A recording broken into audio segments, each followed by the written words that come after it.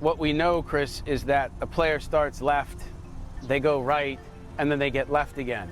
So the idea of, watching baseball players or even pitchers is there's a lot of movement there, but that actually helps with their accuracy.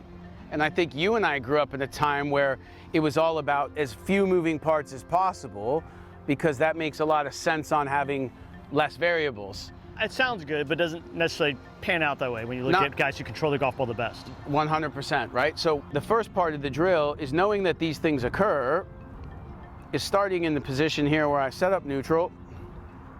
Then I start with my feet together. Now, as we talked earlier about the stretch phase, as soon as my arms have reached away and they're starting to load all the tissue, as I'm doing this, my backswing is basically done.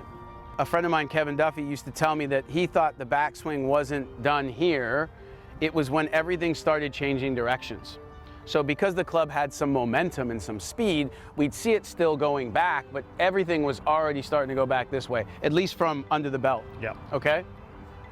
So starting here and going into this position, as soon as I've got to this point, I'm starting to step back. And as I do that, this is still going to be stretching, but now I'm stepping back and I'm starting to create a real stretch along these fascial slings. And as I'm doing that now, some of the forces that I'm going to create are going to start to rotate my hip and get me to stand up. So in the drill, as the player starts like this, just do it at slow for first, whereas I start from here, and now as I take it back, I step, and then I hit. So that's the first part. Then you can get to where you progress it into where there's more intention.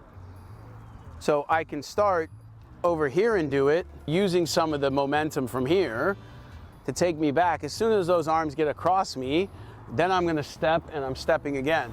And then I think being able to get people to kind of start here, take it back, and then get to the top and be more Nolan Ryan. So can you learn, and I do it in bare feet to really learn how to use the ground, but from here is taking it to the top and being full Nolan Ryan and then stepping and going there. So what happens is, because I've gone this way so much, I've got so much room to make great things happen everywhere else, whereas if I haven't gone much, I'm kind of already in that place that I need